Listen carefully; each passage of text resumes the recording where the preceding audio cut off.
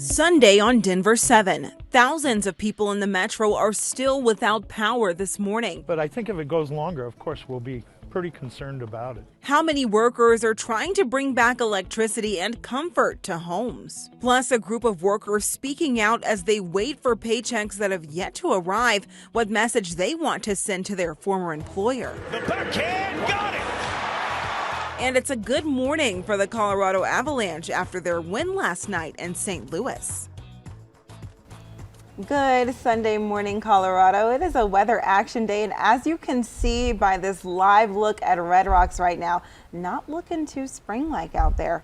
I'm Jessica Crawford. Thank you so much for joining us here on Denver 7. And I'm Katie LaSalle. We really appreciate you being with us. Let's get straight to your forecast on this Sunday morning. We're waking up to some freezing temperatures across the state. A freeze warning in effect for the metro area and eastern plains until at least 8 a.m. And we are seeing some pretty chilly temperatures all across the state. Will stay below average in terms of those daytime highs as well. A live look from Westminster out to Rocky Mountain National Park, where we're under a mostly clear to partly cloudy sky.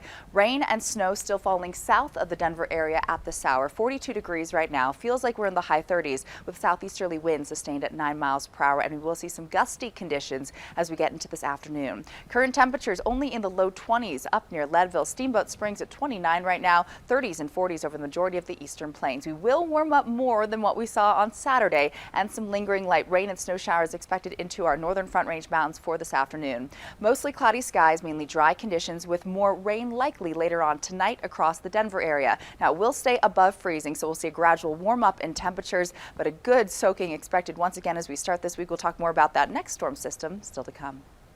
Snow is still sitting in the high country after this weekend's storm. Thousands of people are sitting at home right now without electricity. Denver 7's Christian Lopez is live this morning. And Christian, there's been more than 1,000 workers that are trying to get power restored for people here in the metro.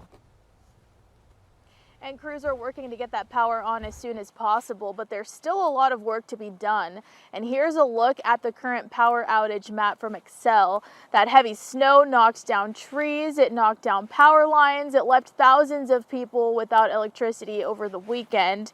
And crews have been making good progress, but they're still working to bring power back to thousands of people this morning. Excel is urging you to have a home emergency kit ready in case you do lose power, and fill it with things like flashlights, batteries, backup phone chargers, bottled water, and non-perishable food items. And also try to keep your fridge and freezer doors closed as much as possible so you can maintain their temperatures. And if you see a downed power line, of course, don't go near it. You can call Excel to report it, or you can also text the word OUT to 93936. Live in Denver this morning, I'm Christian Lopez, Denver 7. Christian, thank you. And long-term power outages can be stressful for many. Even our co-workers here at Denver 7 are struggling this weekend. Yes, and joining us now is our anchor, Ann Trujillo. Good morning to you, Ann. You've been without power since about 3 a.m. yesterday? Good morning. Yes, I have been. And let me just tell you, the chill has settled into my house. It is cold in here. It's just cold. We're all layered up here.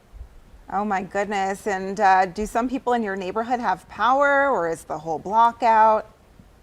You know, it's kind of funny because we were out last night driving around just to kind of see what the neighborhood was like. And the neighbors on either side of us, they have power. It just seems to be our house and then the street of houses in front of our house. So we're kind of all by ourselves, you know, surrounded by people with power. So it's kind of strange how the pattern works. But you know, for the first, few hours, you kind of expect that it will happen every once in a while. And, you know, you kind of live with it, knowing how our storms are here in Colorado. But, you know, after about 12 hours, we started getting a little anxious because we had things in the refrigerator and the freezer and so forth. And then, after a while, we figured out we needed to, thankfully we have a generator. So we have our refrigerator and freezer running off of our generator right now to try and maintain that temperature, because it's gone on long enough where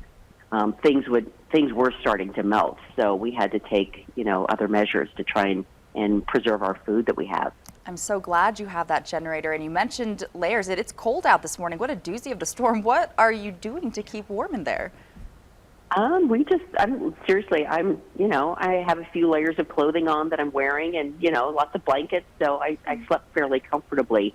And really it's just it's just been it's a lot of work because we have a lot of trees in our yard, and so we have some limbs down that we have to work on, and not major limbs, but so we have some yard work to do and got to get out there, and we've been covering our plants, and so it's been a memorable storm. I will say that it's a lot, and and thankfully we don't have any major ailments or anything like needing oxygen or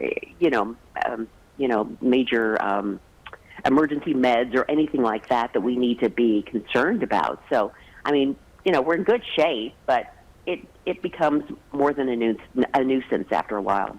And I don't even see any trucks outside. Sorry, Excel, but I haven't seen one. So that also gets frustrating. Ann, and you really are, your story is basically symbolic of what everyone is dealing with here in our area. And you were saying that you haven't seen an Excel truck, but you have been communicating with them on Twitter. Well, I've tried. And I do like what everyone else does, where they say text that 989, I can't remember what the rest of the digits are, and I get the same message back, still assessing damage. So, I mean, I wish there was a magical phone line to call and get some sort of a response other than this automated message. But that's what I get, and I'm sure I'm in the same boat with everybody else, just trying to be patient and wait. Well, we're so glad you're all right. So sorry you're dealing with this extended power outage. Oh, thanks. And we really appreciate you joining us. And hopefully the power gets back on soon for you. I know. We're thinking good thoughts over here. We'd love to warm up. So thanks. Have fun this morning. Nice talking with you both. You as well. Thank you so much, Ann.